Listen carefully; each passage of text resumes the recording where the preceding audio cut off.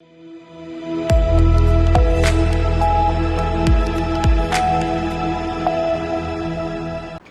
सी news Bharat में आप सभी का एक बार फिर से स्वागत है। यूपी बुलेटिन में शुरुआत होगी बरेली से, जहां पर नेता साध्वी प्राची ने मुख्यमंत्री ममता बनर्जी और उनकी सरकार पर जमकर साधा निशाना। आगे बात गाजीपुर की होगी, जहां वाराणसी गोरखपुर 4 लेन पर सड़क हादसा, बाइक सवार महिला की हुई मौत। इन तमाम खबरों पर करेंगे विस्तार से चर्चा। बरेली के सर्किट हाउस पहुंची विश्व हिंदू परिषद की फायर ब्रांड नेता साध्वी प्राची ने पश्चिम बंगाल की मुख्यमंत्री ममता बनर्जी और उनकी सरकार पर जमकर निशाना साधा। उन्होंने आरोप लगाया कि पश्चिम बंगाल में हिंदुओं के साथ हो रहे अत्याचार कोई सहयोग नहीं बल्कि एक गहरी साजिश का हिस्सा है, जिसमें राज्य सरकार की भूमिका संदिग्ध है। साध्वी प्राची ने अपने भाषण में हिंदुओं पर हो रहे हमलों को राजनीतिक प्रायोजित हिंसा बताया और कहा कि यह ममता सरकार की तुष्टीकरण की नीति का नतीजा है। साध्वी प्राची ने कहा, पश्चिम बंगाल की भूमि पर हिंदू अब सुरक्षित नहीं है। ममता बनर्जी की सरकार वोट बैंक की राजनीति में इस कदर लिप्त है कि वे खुलेआम हिंदुओं की आस्था, उनके त्योहारों और धार्मिक स्वतंत्रता पर हमला होने दे रही है। उन्होंने आरोप लगाया कि दुर्गा विसर्जन से लेकर रामनवमी की शोभा यात्रा तक हर हिंदू पर पाबंदियां लगाई जा रही हैं, जबकि दूसरी तरफ अल्पसंख्यकों को खुलेआम छूट दी जा रही है। साध्वी प्राची ने हाल ही में केंद्र सरकार द्वारा पारित वक्फ संशोधन कानून को ऐतिहासिक बताया। उन्होंने प्रधानमंत्री नरेंद्र मोदी और गृह मंत्री अमित शाह को आभार प्रकट करते हुए कहा कि ये कानून उन कट्टरपंथियों और उनके समर्थकों के लिए करारा जवाब है जो वर्षों से वक्फ बोर्ड का दुरुपयोग कर रहे थे। देखिए, पहली बात तो मैं ये कहूँगी कि वक्फ बिल बोर्ड पाकिस्तान के अंदर नहीं मेरे भाई, बांग्लादेश में भी नहीं है, म्यांमार में नहीं है, इनके 56 देश है, कहीं नहीं है, हिंदुस्तान में। और ये सब जो हुआ ये नेहरू की वजह से हुआ है। अब सरकार ने संशोधन किया है, बहुत अच्छा किया है। मोदी जी का, अमित शाह जी का मैं धन्यवाद करती हूँ, भारतीय जनता पार्टी की सरकार का धन्यवाद करती हूँ कि उन्होंने बहुत अच्छा किया है। इसको ख़त्म कर देना चाहिए था, लेकिन संशोधन किया, फिर भी हम धन्यवाद करते हैं। इस पर सरकार को कतई पीछे हटने की ज़रूरत नहीं है। धारा 370 हटाई, पूरा देश मोदी जी के साथ, भाजपा के साथ था। राम मंदिर बनवाया, पूरा देश राममय हो गया था। वक्फ बिल बोर्ड में जो संशोधन किया, बहुत धन्यवाद है। और जो बंगाल के अंदर हो रहा है ना, ये मुमताज बानो जो करा रही है, ये केवल और केवल हिंदुओं को ख़त्म करना चाहती है। ये बहुत बड़ी साजिश बंगाल के अंदर चल रही है, इसलिए ये हो रहा है। बंगाल के अंदर या तो राष्ट्रपति शासन लगाया जाए या फिर बंगाल में आर्मी के हवाले बंगाल को कर दिया जाए। मुमताज बानो आपने नाम लिया, तो ये कौन है मुमताज बानो? जो हिंदुओं को मरवाना चाहती है। बंगाल के अंदर एक दूध मुहे बच्चे को लेकर के एक महिला रात के अंधेरे में निकलती है, क्या उसको दिखाई नहीं देता? क्योंकि मुमताज बानो का कोई भतीजा भाई नहीं मरा उस दंगे में, केवल हिंदू मरे हैं, इसीलिए ये सब हो रहा है। इसको किस प्रकार से रोका जाए और जो लोग ये कर रहे हैं उसके लिए क्या कदम उठाने चाहिए? क्या आर्मी के हवाले बंगाल को कर देना चाहिए भाई, केवल आर्मी बचा सकती है, या राष्ट्रपति शासन बंगाल के अंदर लगा देना चाहिए। पाकिस्तान को क्या वो पाकिस्तान बनाने की साजिश है? ये बांग्लादेश बनाने की साजिश, नया पाकिस्तान बंगाल को बनाना चाहती है मुमताज बानो। और दूसरा सवाल ये है कि जिस प्रकार आजकल देखा जा रहा है कि रील्स या फिर उसके चक्कर में, आपने एक बयान भी दिया था, रील्स के चक्कर में महिलाएं जो, देखिए, मेरठ के अंदर 15 टुकड़ों में अपने पति को पैक कर रही है। मेरा देश, मेरे देश की संस्कृति और सभ्यता तो पति को परमेश्वर बताती है। यहाँ टुकड़े टुकड़े करने का मतलब, बोरे में पैक करना हरियाणा में, ये सब रील के चक्कर में पति की लाश पड़ी, वहीं पर मांग में सिंदूर भर रही है। ये पश्चिम की संस्कृति के संस्कार ये बहुत दुखदायक, पीड़ादायक हो रही। बेटियों की सुनवाई हर जगह हो रही मेरे भाई, बेटों की कहीं सुनवाई नहीं हो रही। बेटे भी पीड़ित है, तो सरकार से मैं निवेदन कर रही हूँ, और ये केवल और केवल भाजपा की सरकार में संभव है कि जैसे महिला आयोग बनाया गया वैसे ही पुरुष आयोग भी बनना चाहिए। बेटों को भी हमें सुरक्षित करना है। बेटे नहीं बचेंगे तो फिर आने वाला भविष्य कैसा होगा? इसीलिए अच्छा, रील्स की आपने बात की, तो ये किस प्रकार माहौल बिगाड़? हरियाणा के अंदर रील बनाने के चक्कर में, रील बना रही थी जिसने हरियाणा भिवानी के अंदर एक अपने पति को मार करके जो हत्या की है, वो रील बनाने वाली तो थी। और जिससे मिलकर के, जिस प्रेमी के चक्कर में, बॉयफ्रेंड के चक्कर में, दोनों ने जो बॉयफ्रेंड से मिलकर के उसकी हत्या की है, वो रील बनाने वाली तो थी। दीदी, एक और सवाल है। बरेली में मौलाना तौकीर रजा हैं, जो आए दिन कुछ ना कुछ विरोध करते हैं और भड़काऊ भाषण भी देते रहते हैं। अभी हाल में उन्होंने प्रेस कॉन्फ्रेंस करके प्रधानमंत्री नरेंद्र मोदी को अपशब्द कहे और योगी आदित्यनाथ जी को भी उन्होंने अपशब्द कहा। उनका कहना है कि मदरसों में मानवता पढ़ाई जा रही है, जबकि जो गुरुकुल हैं उसमें हिंसा। क्या कहेंगे? देखिए, कसाब मदरसे से निकला था ना। ये जितने आतंकवादी हिंदुस्तान के अंदर मिलते हैं सभी मदरसों के प्रोडक्ट होते हैं, मदरसों से निकलते हैं। एक भी गुरुकुल का जरा मुझे बताएं हिंदुस्तान के अंदर। ये तौकीर रजा, ये खुद आतंकवादी है। इस पर आतंकी जैसे राष्ट्रद्रोह के मुकदमे लगने चाहिए। इस पर कार्रवाई कड़ी से कड़ी होनी चाहिए। दीदी, अभी तक कोई ठोस कार्रवाई नहीं हो रही, तमाम मुकदमे भी दर्ज हैं और हाँ, मैं भारतीय जनता पार्टी की सरकार से आज बरेली में मांग करती हूँ कि तौकीर रजा पर कड़ी से कड़ी कार्रवाई करिए, अन्यथा बहुत गंभीर परिणाम हो सकता है। ये गृह युद्ध की तैयारी करा रहे हैं। सरकार को सोचना चाहिए, समझना चाहिए, सरकार को इस पर कदम उठाना चाहिए। एक सवाल और। बरेली से सी न्यूज़ संवाददाता मुकेश की रिपोर्ट।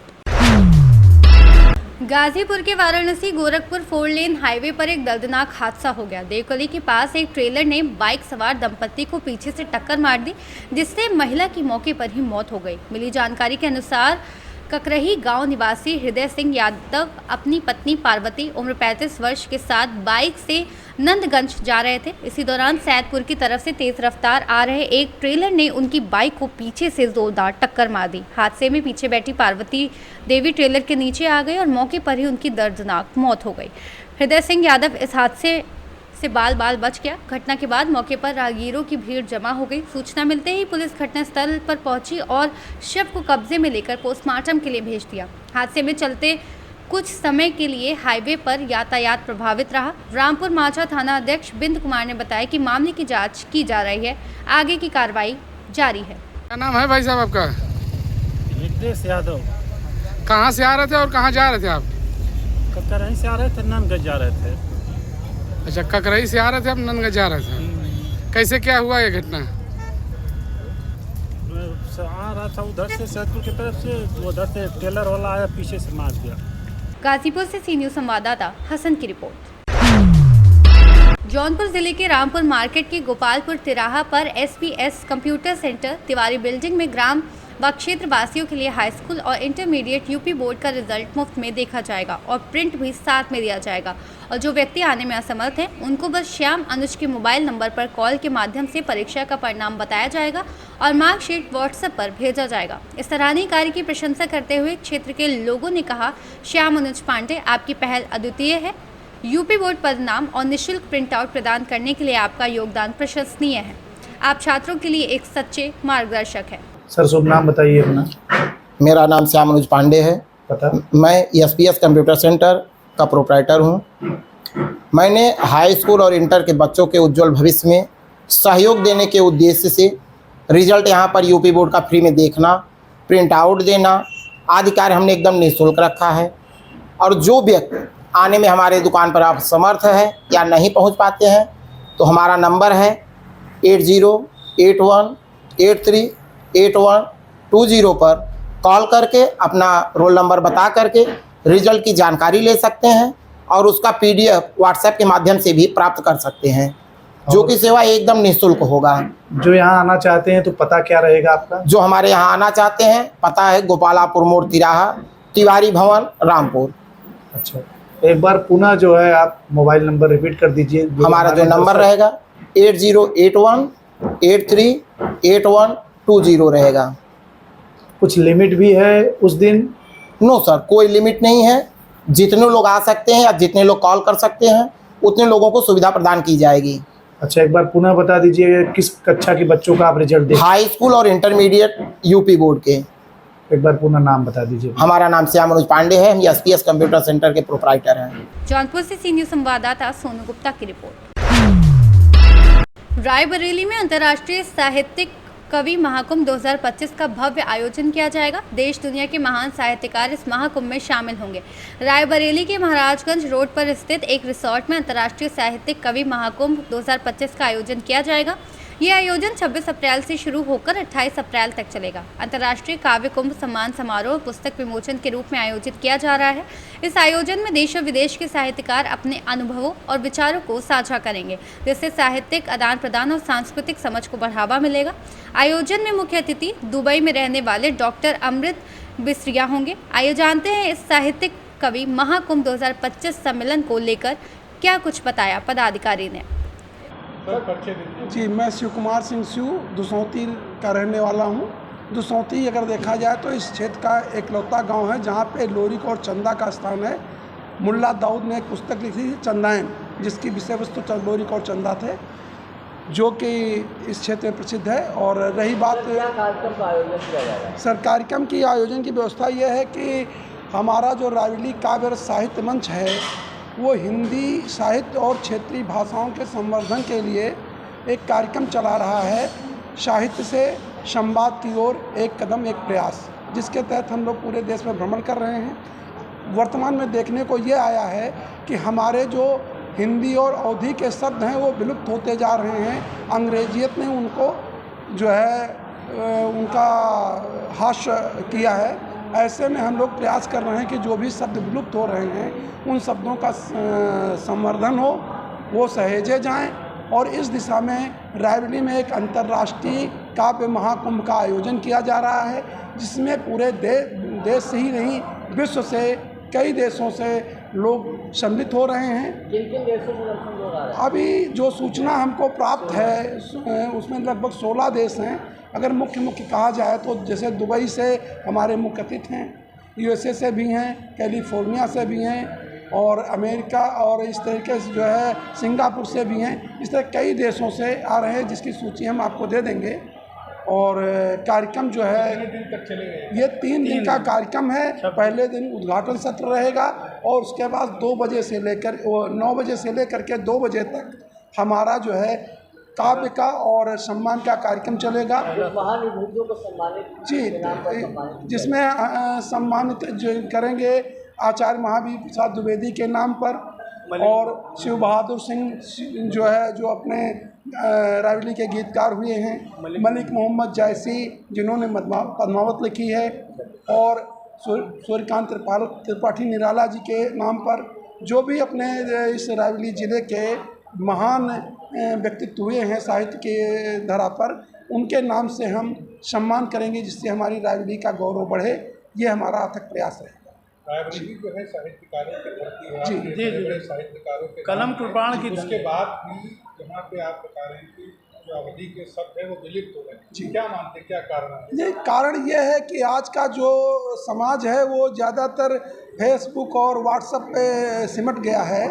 ऐसे में जो पश्चिमीकरण है वो भी इसके लिए जिम्मेदार है। ऐसे में हमारी जो रहन सहन है, हमारे जो जीवन शैली है उसमें परिवर्तन आया है, जिससे कि जैसे खेतों में काम ट्रैक्टर ने करना शुरू कर दिया है, तो हल जुआट ऐसे शब्द जो खेती में प्रयुक्त होते थे वो सारे विलुप्त हो गए हैं। संबंधों में अंग्रेजियत के कारण जो अंग्रेजी स्कूल आजकल शिक्षा की पद्धति चली है, उससे जो हमारे संबंध हैं, संबंधों में अंकल आंटी ने हमारे विभिन्न संबंधों को खा लिया है, ये एक चिंता का विषय है, जिससे हमारा समाज भी दिग्भ्रमित है और हमारा साहित्य भी। रायबरेली से सी न्यूज़ संवाददाता मृदुलेश त्रिपाठी की रिपोर्ट।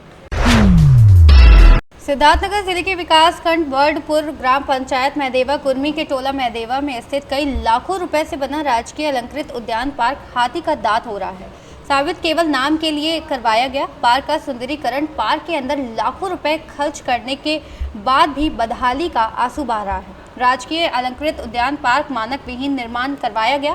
पार्क के अंदर लाखों की लागत से बना रोड व नाला ध्वस्त हो गया। सरकारी धन का दुरुपयोग किया गया। जगह जगह पर रोड धसी हुई है। जहां सरकार एक तरफ स्वच्छ भारत अभियान की मुहिम चला रही है, वहीं पार्क के अंदर जगह जगह लगी गंदगी का अंबार लाखों की लागत से हुए पोखरे की सुंदरीकरण में दिखाई दिया। जिंदगी कई लाखों की लागत से अंदर मांडल बनने वाला सीमेंट व सामान इधर उधर घास भूसे में फेंका हुआ दिखाई दिया। सरकारी धन का बंदर बाट करने में लगे हैं जिम्मेदार। सिद्धार्थनगर से सी न्यूज़ संवाददाता धर्मेंद्र कुमार की रिपोर्ट। फिलहाल के लिए इस खास बुलेटिन में बस इतना ही। देश दुनिया की तमाम बड़ी खबरों को जानने के लिए जुड़े रहिए सी न्यूज़ भारत के साथ। हर खबर आपके साथ, आपके हाथ।